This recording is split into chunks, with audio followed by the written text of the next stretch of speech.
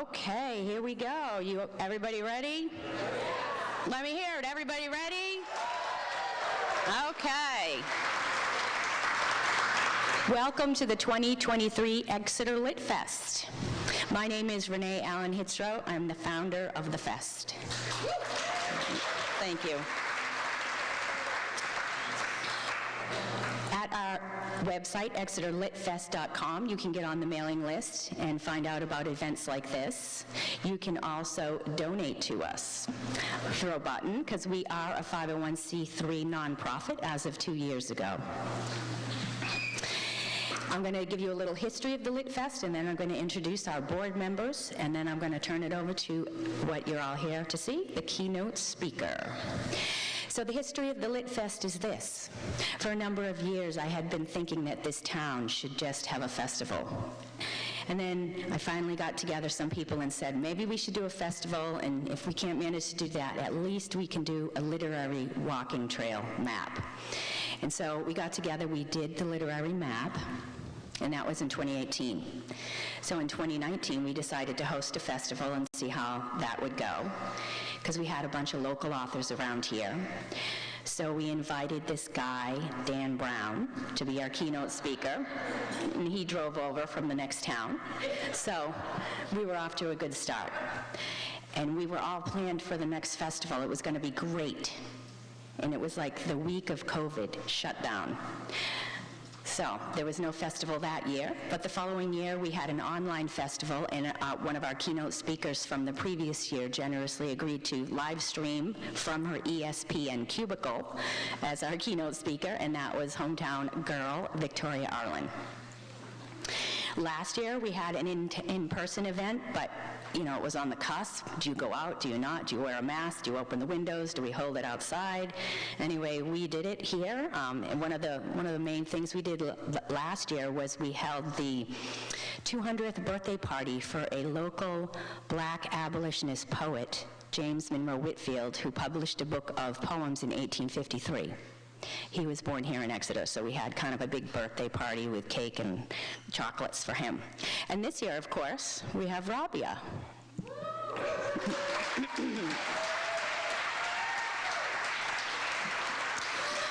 So I'd like to thank some of our partners, of course, the Exeter Public Library, Shelby in the back there.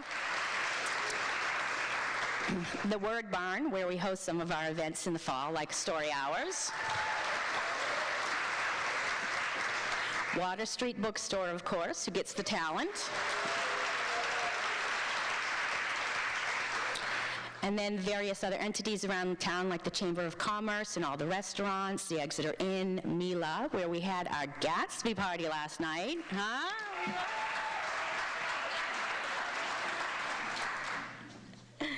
Okay, and then I'd just like to introduce the board to you. The board runs in 2-year terms. It's a volunteer position, so we have all put our blood and sweat and a little bit of cash into this event here, but thank you for your donations and your tickets to the Gatsby last night. So first we have Dawn Jelly over here in the flowered shirt.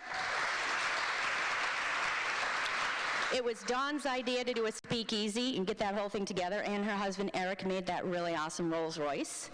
We brought it here, and the photo booth room is off to the side there, and Dawn, you can go in, put on a headdress, get in the car, she'll take a picture on your cell phone, so the fun continues. Next at the back, we have Stephanie Kuiper from the bookstore and Katie Adams.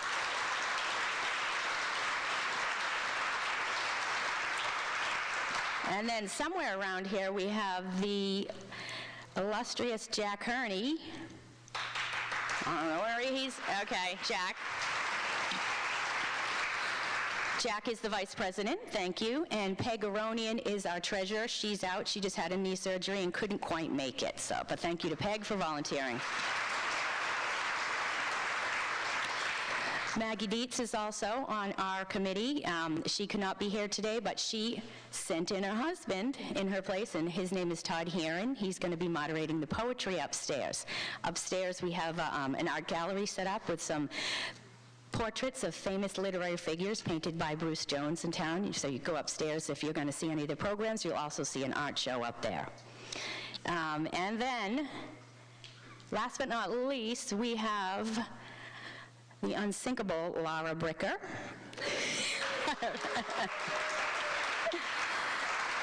I'm sure many of you know her. She's a podcaster, an author, a journalist, a reporter.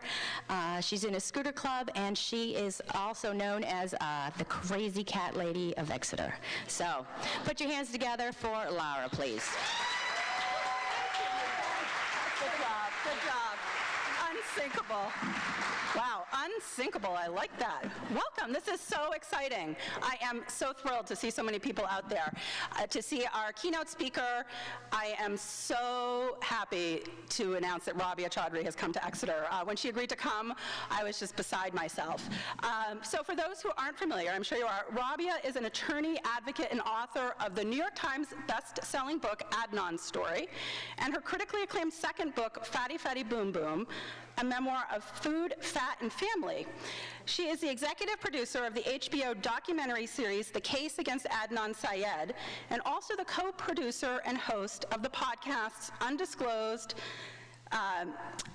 Rabia and Ellen Solve the Case, Nighty Night, The Hidden Gin, and The 45th. With over 400 million downloads, Undisclosed is the most popular and impactful wrongful conviction podcast in the world.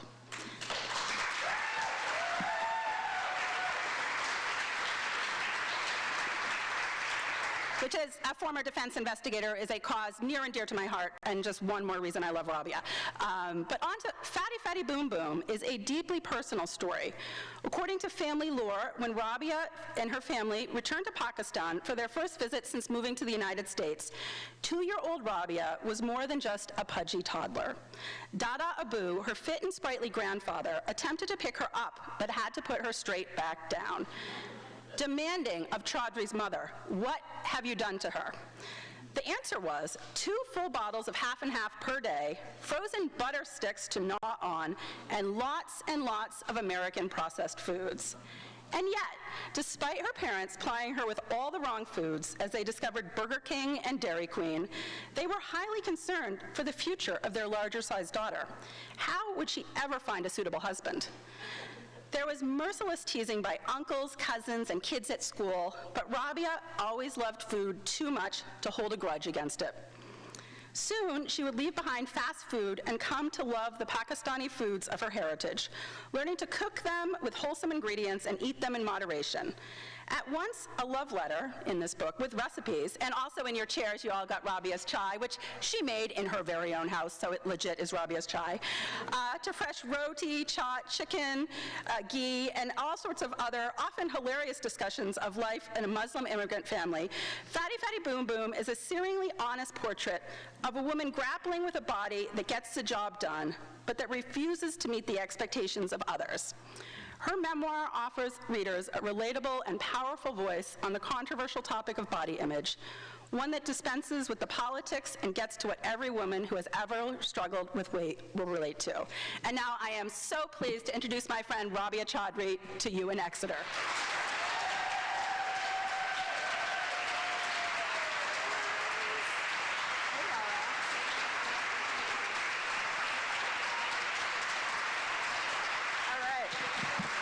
You may sit there. Hold. All right. Got to get this high tech here in Exeter here. So, Rabia, this is your first trip to Exeter. Yes. Oh my God, I'm so short. My feet are like popping up here. I feel like I need a footstool. And I have talked up Exeter quite a bit. Tell me, what was your first impression of our town? I mean, are you like the queen of Exeter or something? Because you should be if you're not. No, it is everything that was ever promised, and it is the most adorable, like the most idyllic, picture perfect. I'm like, am I on a set or something? Is this real? I love it. It's beautiful. And I actually wish I had more time. I wish I wasn't running back home today. I wish I had more time here. Yeah, absolutely. Actually, could somebody down there just get me that second microphone so we don't have to keep pushing this back and forth? Thank you so much. All right, I'll hold this one. All right. Oh, except it's not on. Hold on a minute. Oh, now I am here in surround sound. So I'm going to start so Rabia, we met as a result of the Serial podcast back in 2014, and I think a lot of people here probably listened to that podcast.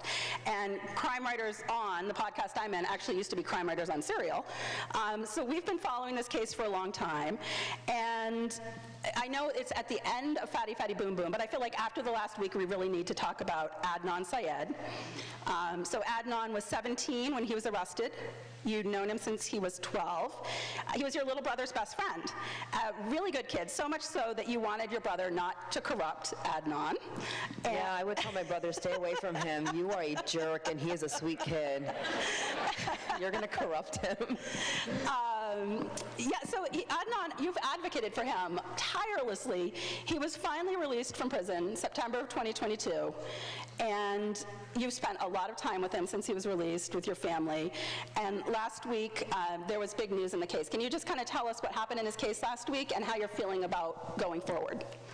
Yeah, I can explain a little bit procedurally. This is going to be dry stuff, but this is what it is. And nobody expected this would happen. It was a possibility, such a remote possibility, because it is legally unprecedented, like in the history of this country, that any exoneree has had to deal with this. Basically, what happened was, in September, the state's attorney, which is the district attorney of Baltimore, brought a motion in front of the court saying, we want to vacate the conviction. We no longer believe this conviction should stand.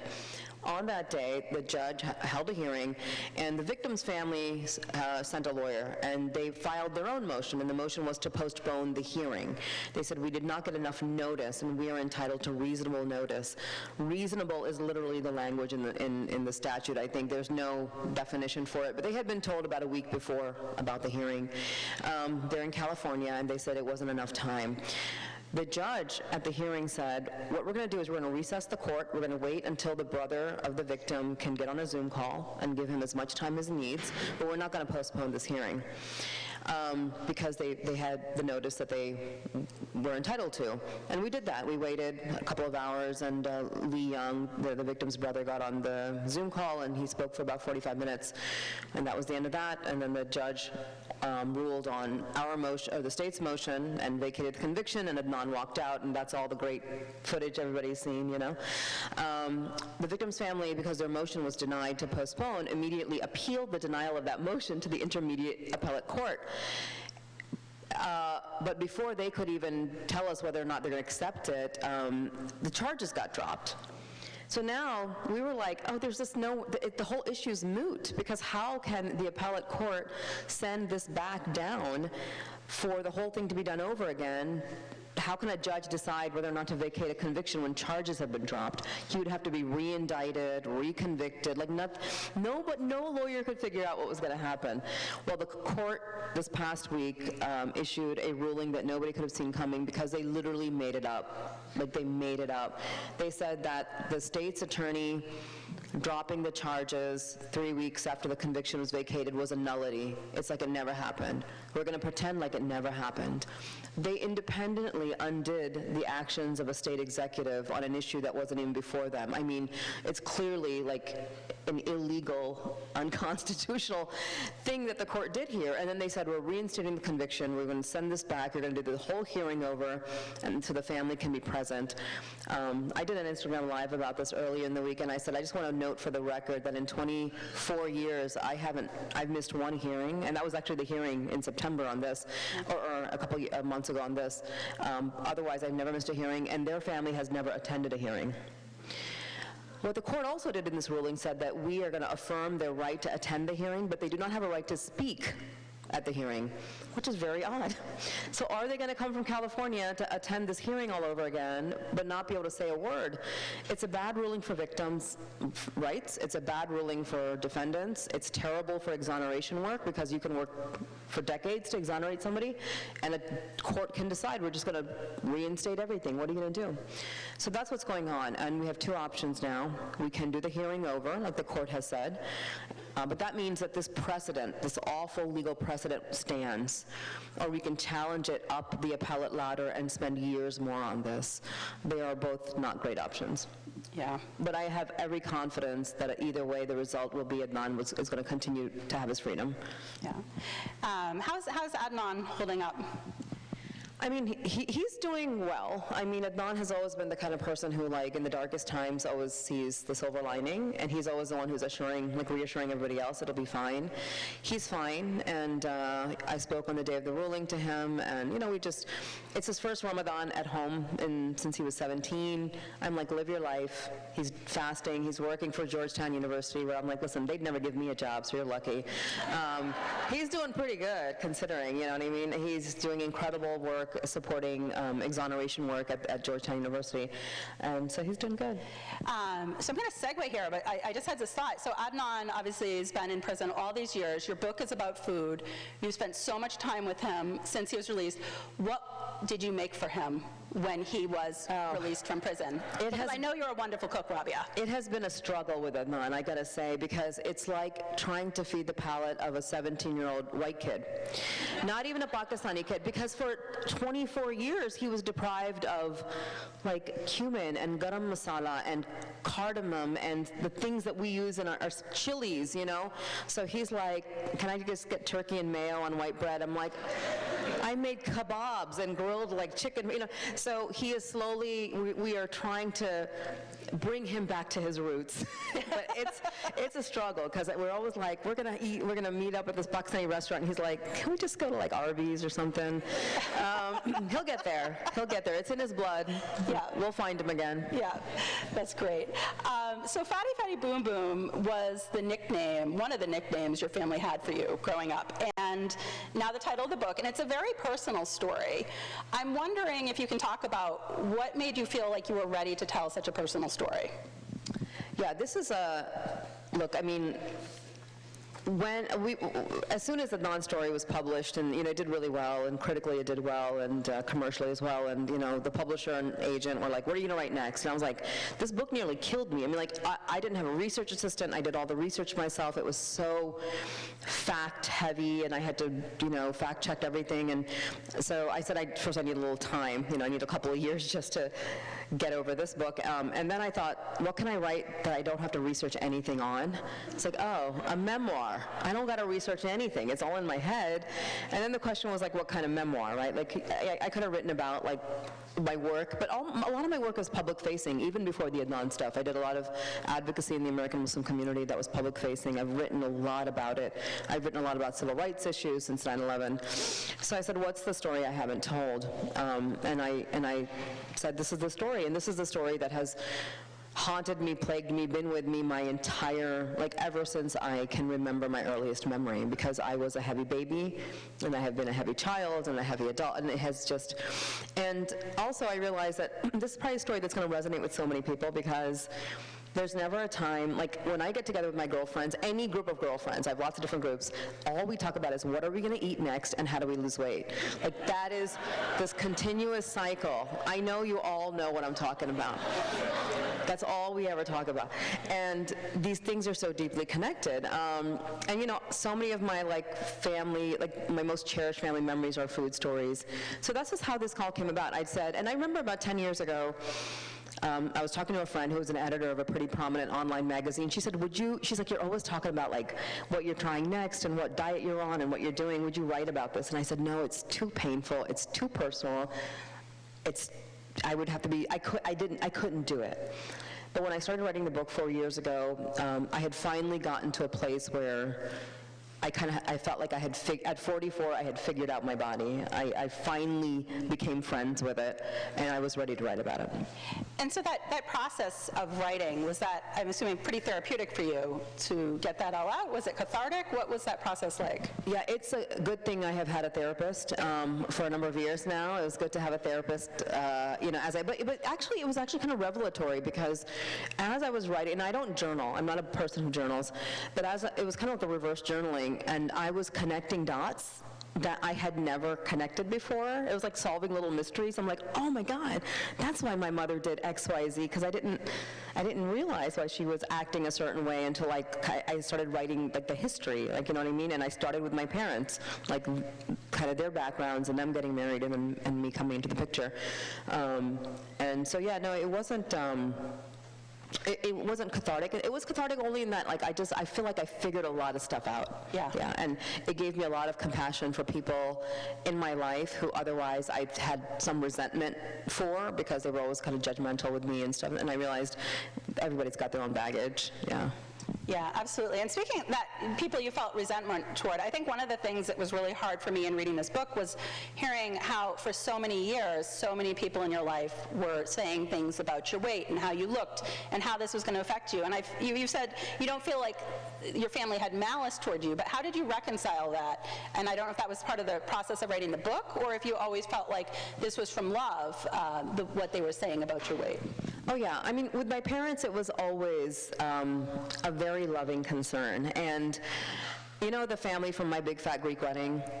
It's that family. It's like, you know, they love her, the protagonist, so much. They just want the best for her. They don't hate her. They don't want her to feel terrible. My parents never said, you look terrible. They never deprived me of food. But they said, you got to do something, because they knew that as I got older, the way our community works and just society works in general, they're like, you can become, they wanted me to be a doctor. I'm actually a failed doctor. I turned out to be a lawyer instead. They're like, you can be like the best surgeon in the world, but if you're heavy, like that's how you might not get marriage proposals, and that's how it works in our culture.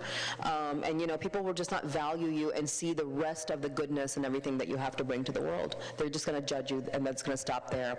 Now, my younger sister, who's always, and her story is very different because my mom went back to Pakistan to have her and left her there for a few years.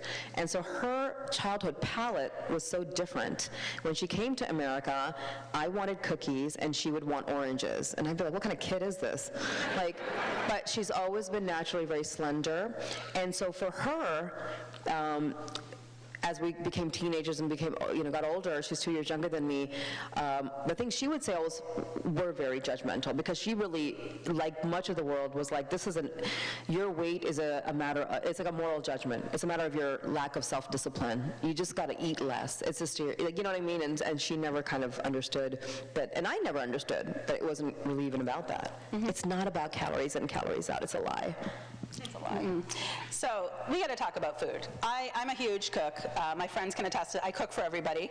I'm often dropping food off for people all the time. I want your cooking. Yeah.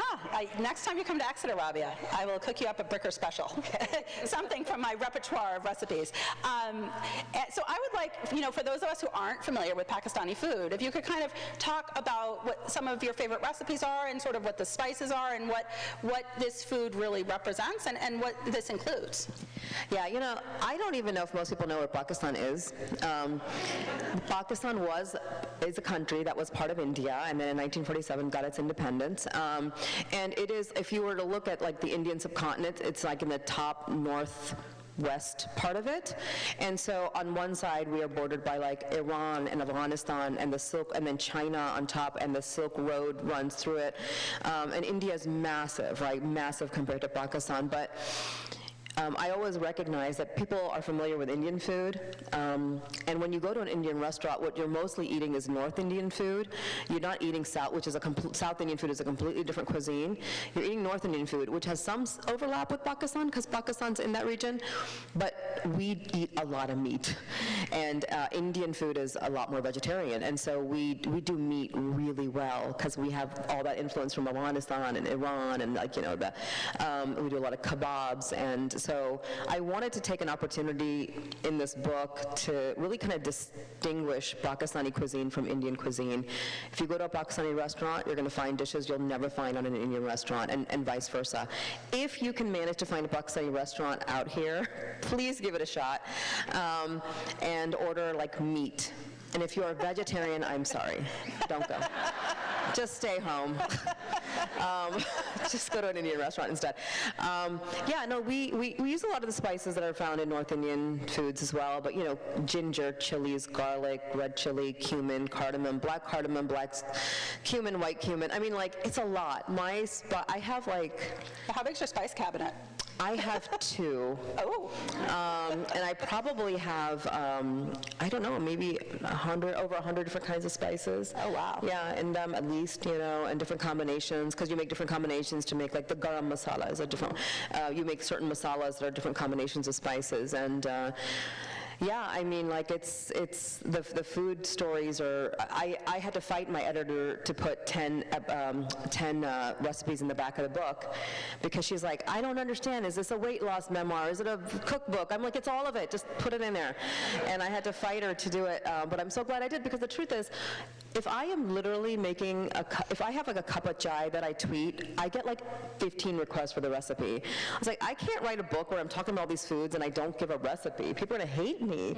So the recipes are there. And I also have a short list. You can go to any South Asian or Indian grocery store and like just buy these 20 ingredients, you can make everything in the book then from them. Yeah. Great. Well, next time you come. You're making Pakistani food for me? I would. Well, I don't know if I want to go that far. I feel like you'll be very disappointed, Rabia. You come to my house and I'll cook for you. How's that, Laura? Also, I just have to say, and I would really like to commiserate with you about that awful presidential physical fitness test. Yes. It is burned in my memory. How many people remember that, doing that? Yes. Oh, God. How many people hated it? Oh, God. I just want to know who thought we're going to take a bunch of kids who, on the average day, do nothing but sit around and just make them run a mile and do pull-ups and do all these things that they have. Like, what are we measuring them against exactly? You know what I mean? Like how well they did last week? Like, no, you're just taking somebody who's a couch potato and saying, now do all this. Everybody's going to fail. Yeah. Except for my sister. She did not fail. So the book segues into a lot of your personal journey, your personal life. One of the parts that really resonated with me when you're going through law school and 9/11 happens. Yeah. And I feel like I think of you now as such an advocate for so many people, and do you feel like that was really where your advocacy started? Because you were able to fill in on a lot of immigration cases, or maybe you could just talk about what happened when 9/11 hit and what you stepped in to do. Yeah, I think my mom kind of groomed me to be an advocate. Like our dinner conversations were always about like things happening in the world, people starving in Ethiopia, wars in Kashmir and Chechnya. My mom was always very socially conscious, and this is all we ever talked about. Like I remember one time, and it was like 7th grade, and I was sitting and reading Time magazine, and it was about the famine in Ethiopia, and I heard the teacher talking to an assistant saying, that is the only kid who reads stuff like that in the class. So weird. But like that's the kind of stuff I was always like really conscious, and my mom always said to me and my siblings, like, you have a moral responsibility when you are educated to use your time, education, money, resources to make things better for other people. Like when we die, we're going to face God, and God's going to say, what'd you do with everything I gave you? Like literally we got this lecture like at least a couple times a week. So I feel like when 9/11 happened, I was already doing a little bit of community work, but then it was like, there weren't a lot of Muslims in the law, American Muslims going to law school at the time, because they were all in med school, making me look bad. I didn't get into med school, so I was luckily one of the few who was able to kind of step into this space, and we had the Department of Homeland Security appeared out of nowhere. We had the special registration program a lot of people were not aware of, where if you were in the U.S. on a legal valid visa, if you're a Muslim male from, I think it was like 27 Muslim countries, but on a valid visa, you had to go and register just to show up, and thousands of people went to register and never came back. And so I began working on these cases, and many of us who were like, I was in my 20s, a lot of us in our 20s who had the language skills that maybe my parents didn't have, suddenly the media is calling you to make statements, local churches and synagogues want you to show up and defend your community, and and we became advocates without wanting to. We had to become experts on everything Islam and Muslim related. And this is a religion of 1 billion people that spans like 60 different countries and cultures.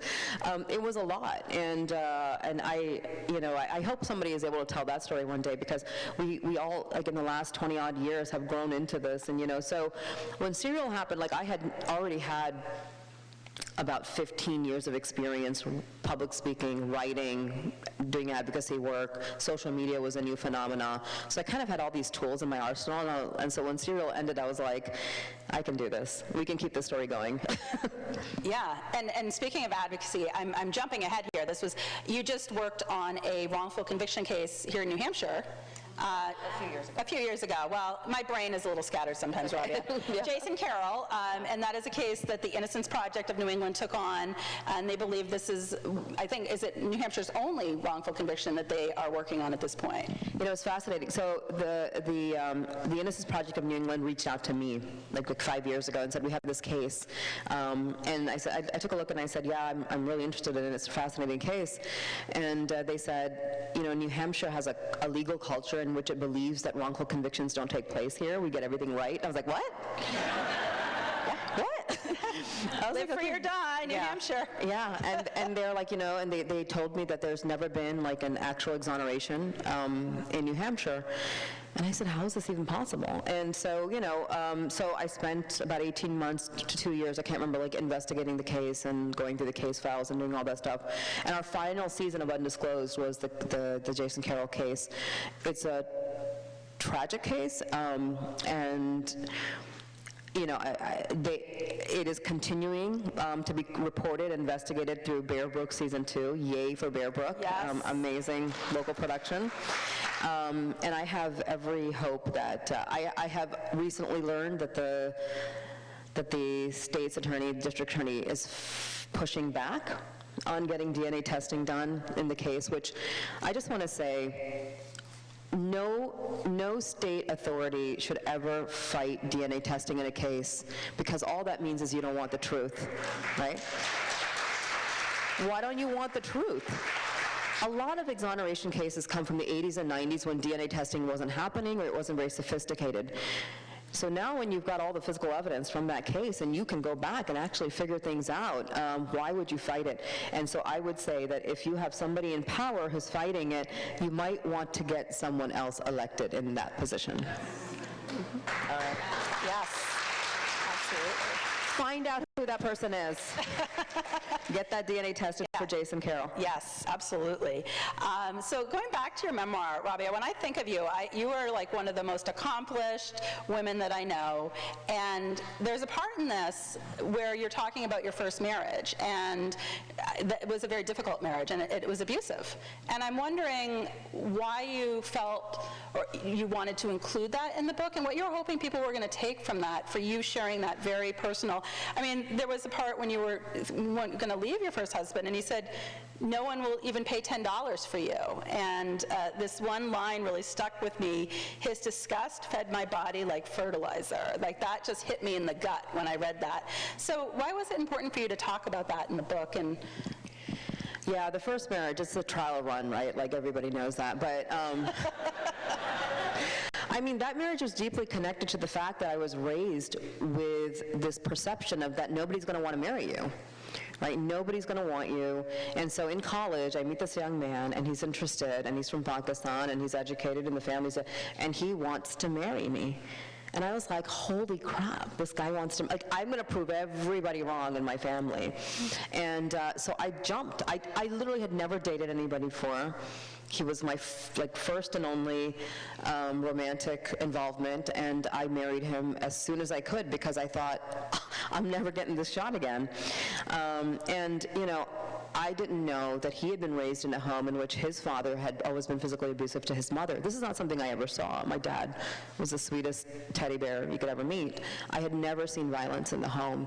And he used to tell me about it, but I didn't understand how abuse works. I did not understand the cyclical nature and the generational nature of this kind of trauma. And so very early on in our marriage, any conflict resulted in him starting to hit me. And I was in law school at the time, and I came from a family in which I had never seen it. I was so full of shame. I couldn't tell anybody. I didn't tell my family. I didn't tell my friends. I had fought. I really wanted to marry the guy. My mom actually, it was interesting because I thought she's going to be like, oh my God, yeah, just marry her off to whoever. But when the proposal came, because that's how it's done, he comes with the family and they make a proposal to the family. She was like, nah, I don't really like him. Oh. Yeah. Oh. Yeah. And I was like, oh, she's just being mom, right? Oh. She had feeling about him, and she was right. Damn it, Mom. But you know, I was so full of shame. And you know, even after I left the marriage 5 years afterwards, and I was a single mom for I didn't tell anybody for a very long time. Yeah. And then blogging became a thing. Oh. And I anonymously wrote a blog post about this experience, about being physically abused. And I got so many women like reached out to me and said, oh my God, I'm going through something similar, you know, women who are like, you know, from similar backgrounds or not. And then I realized like the power in sharing these stories. First of all, it removes your shame, but it just gives permission to so many other people to come forward and get healing and get help. And so I think I wrote that blog post, and a few years later, I finally had the courage to share the blog again and say, I wrote this. This was my story, and to publicly say it. And because I finally I didn't feel the shame anymore of it. I was like, the shame is his, it's not mine. And so it was important for me to include this because I think what people do see is like the top of the iceberg. They're like, she's like this powerful, blah, blah, blah. No, she's not scared of nobody. No, I mean, we all have like everybody carries a lot with them, and I want people to know you can overcome a lot too. Yeah, and I'm curious, since the book came out, if you've heard from women that reading your story, again, has helped them maybe look at their own situations, or what kind of feedback you've gotten from women that might be in that same situation. You know, it's interesting. I have gotten like so many messages. I mean, I don't know if I can say many hundreds of messages, if not thousands of people, readers, especially women, after the book. And nobody has mentioned that aspect of it. Okay. What mostly resonates is the struggle with body image, Yeah. the struggle with judgment, like self-hatred, self-loathing. One woman wrote to me, and I'll never forget this message. She said, I have carried the shame of the presidential fitness test since 7th grade. She's like, after finishing your book, I finally stopped being ashamed of that whole experience. I'm like, my God, like, you know, so that's kind of the feedback I'm getting, and it's been incredible. Yeah, that's fantastic. So I have a few more questions here. I'm looking at our time because we're going to do some Q&A. But one of the things that really resonated with me as a woman in my late 40s, like, God help me, I can't believe I'm there, is that you talk about, like, you reach that point of it's time to put myself first. And that was very relatable for me. I know I have a lot of friends at the same age. It's something we talk about a lot. What advice do you have for women in there that, you know, they're finally getting to that point that maybe need a little nudge to get to that next step that you've gotten to? You know, I wish I came to that point when I was like 43, 44, and I had hit rock bottom in that I was completely spent. I was exhausted. Like my bones hurt. I was that tired. And I found out I was pregnant at 43. He is now 6 years old. He's the joy of my life. But I remember thinking, I'm just going to hurl myself down some stairs or something. I don't know what I'm going to do. Like I couldn't believe it was, you know what I mean? And just the tiredness, and then so I had my son. I had 2 daughters already, and you know my kids. Right now, my kids are 26, 14, and 6. So I'm so tired. And my eldest is like getting engaged soon, getting married soon, and my little one, like I still got to help him clean up after the bathroom. It's like I have every generation of problem imaginable when it's parenting issues. But it was at that moment that I realized, like nobody takes care of me. Nobody takes care of me, and if I'm not taking care of myself, like, then there's nobody left. Like, I'm just gonna crawl into a fetal position and wither away. And I had seen my mother, and I had seen so many women that I love, older women, like, you know, of older generations than me, who spent their entire lives caring for other people, nobody caring for them, and now they're having trouble walking. They never got around to taking care of themselves. And I was like, that's it. I went and I signed up for a personal trainer. I got a membership, like a monthly membership to a massage place. I signed up. I was like, I'm just going to financially commit to all these things because it's going to force me to do it. I was like, here's my credit card, here's my credit. I was like, I'm going to get facials every month. Like, I just said I'm just going all in. And you know what? I'm going to be in the gym every day for an hour, hour and a half, and it's going to be around dinner time. Dinner's on the stove. Feed yourself or wait till I get back. I don't care. You will survive. Yeah. Yes. And they did. they survived. And I'm so happy that my daughters got to see me putting myself first. For, getting my I never got my nails done in my life until like 4 years ago, 'cause- Same. Yeah. They're not done now. They're not done now, yeah. And I was like, what am I doing? Like, why have I done this? You know what I mean? And so I wish I had discovered like therapy and strength training in my 30s, but I'm happy to have discovered it in my 40s, and I would evangelize it now if I could. So I encourage all my friends and women, especially, and working moms, but all moms especially, my gosh, like we just spend and spend and give, and then we turn around, everybody's grown and gone, and you're like tired and old. I mean, that's what it is. You're tired and old. Rabia, you're never going to be tired and old. I was tired and old 4 years ago, but I feel great now. Yes. That's fantastic. And at the end, you talk about kind of how you think about your body now. You've obviously, CrossFit is a huge part of your life, and I mean, it's a lot of like weight training. Yeah, weight training. But you said, you come to that nobody is really happy with their body. Nobody.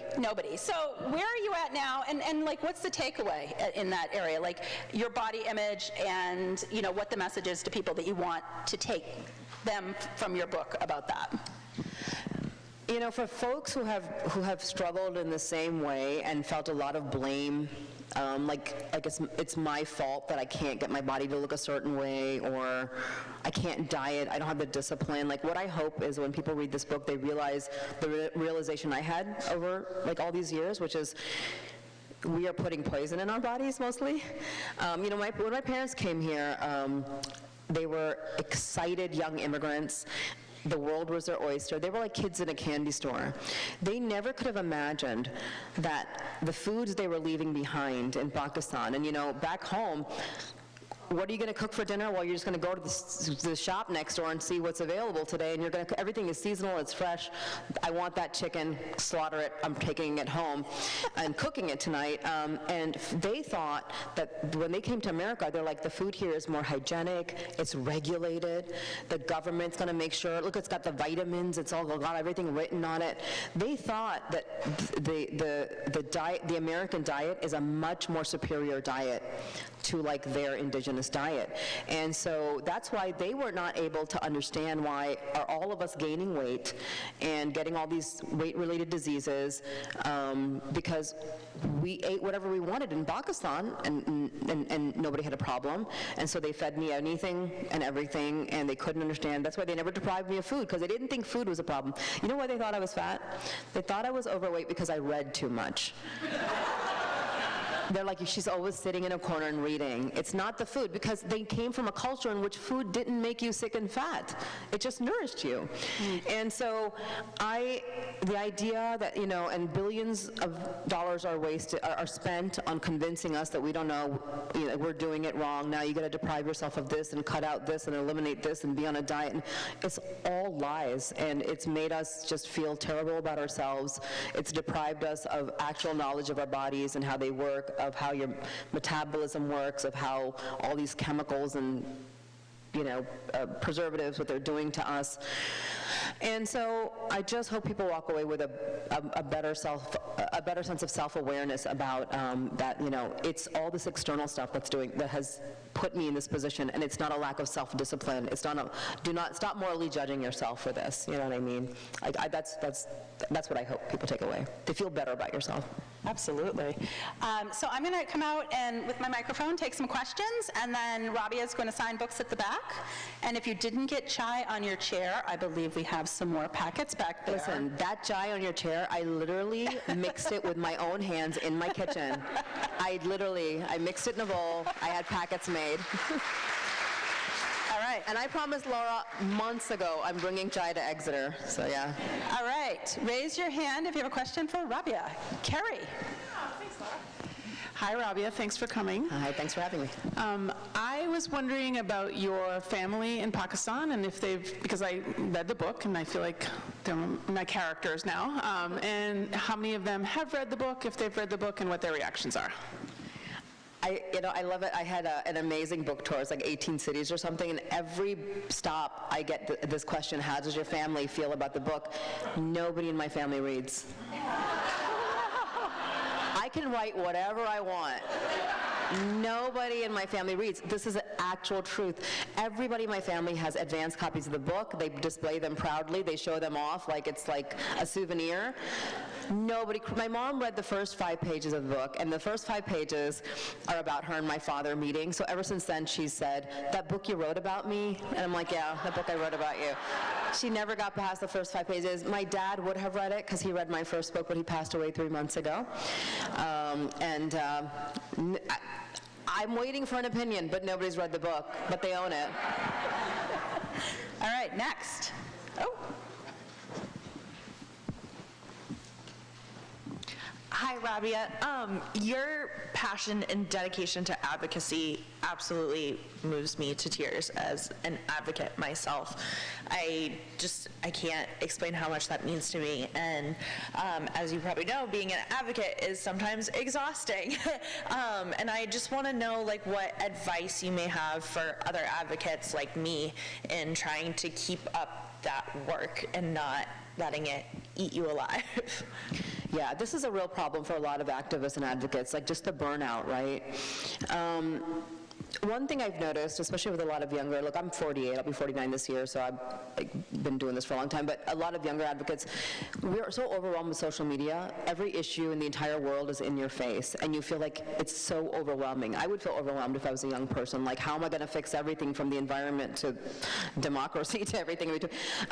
And you don't have to, number one. I say one thing that's really important to do is really kind of edit your advocacy, like pick the couple of issues that you really feel like you can be, otherwise you're not going to make an impact on anything. If you spread yourself that thin, you will make an impact on nothing. So pick a couple of issues. The other thing, and this is something actually a mentor of mine told me about 15, 20 years ago, and it's what's allowed me to persistently work on Adnan's case and other issues. She said, if you work for the result, for the success, you're going to burn out. She said, work for the sake of the work. She said, and you leave it to God. She said, leave it to the universe. She's like, you might be planting a seed that will not give fruit for 100 years. She said, you're doing advocacy work that's on the shoulders of people who were here hundreds of years ago. She's like, so your job is just to do the work. Put in the work and stop expecting the result, but just keep putting one foot in. And sometimes you also have to walk away. In 2019, when Adnan's conviction was reinstated, before, I mean, like, it keeps happening over and over again, that was rock bottom for me. I had to take a 6-month break. I said, I got to put this away. It was the first time in the entire history of the case that I said, I'm not even talking about it, looking at it, thinking about it for 6 months, because I just had to build my reserves back up, and that's okay too. It's okay to walk away sometimes, you know, so give yourself that grace. All right. And good luck. Thank you. And coming back this way. Do you have a question? Yeah. This may not be an answerable question, but my wife has written a book on aging and elders forming a commune, and in reference to America, it's been proven that the average mother now spends more time caring for her parents than her children. And I've lived in Mexico and a lot of other cultures where people deal with aging in a whole different way. Is it possible for you to give a brief synopsis in terms of your reflections on how elders are cared for in Pakistan as opposed to here, and the rampant institutionalization of the elderly population that takes place here, and the drugging and so on and so forth? Yeah, this is, I think, a huge issue, and I didn't realize it until my own father in the last couple of years started having strokes, and then the last 4 or 5 months of his life, he was in hospice care in my home, and I realized, so in Pakistan and South Asia, and a lot of Eastern cultures, joint families are the norm. You generationally, like the generations live together, and yeah, there are many drawbacks to that, but there are also many advantages to it. You have a young family, a young couple, they've got a home. They don't have to struggle. They already have a place to stay. You have an entire village that helps raise your children, and the elderly never leave the home. You care for your elders until they are ready to transition into the next world. And the idea that your elderly are going to go anywhere else is just anathema to I mean, elderly, it's hard because it's only been 3 months since my dad passed. Having the elderly in your home is considered a continuous source of blessings. And I miss the blessing of my father deeply. So it's a very different cultural understanding, but because of that, I was like, my father has to be in my home. I have to bring him home. I'm not gonna, he was in hospital, and he was rehab, and I was like, he has to come home. I will never leave, And so, but it was hard because I don't have, like, my parents left their family back home. We didn't have the extended family to help. It's me and my siblings are frankly kind of checked out, and I am the eldest, so it was just me.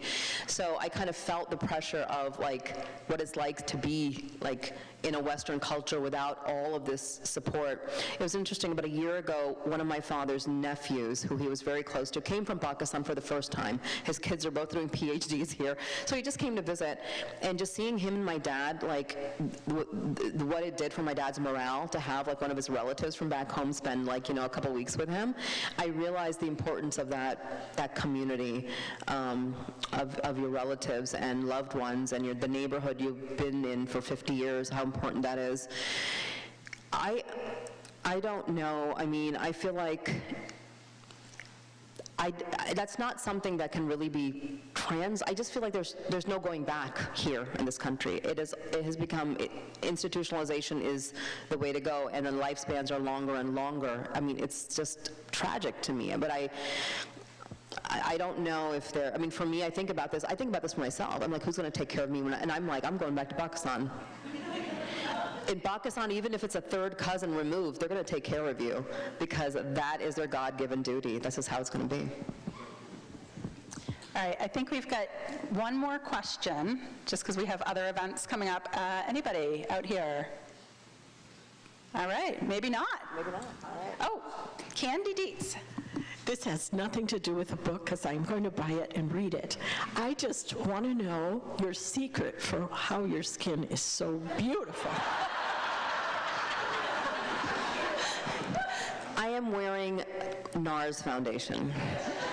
It's really good foundation. But I'm telling you, that monthly facial, I was like, I will drop, we'll drop like $80 on stuff that, like, you know what I mean, for your kids, whatever you're doing. I'm like, I'm gonna invest this money in me. The facial has made a difference, but also I really think getting back in the gym and, like, committing. It's been 4 years, 5 days a week I'm in the gym, moving my body, blood circulating. And I mean, brown skin don't crack very easily either, so there's that. Thank you guys so much. All right, thank you.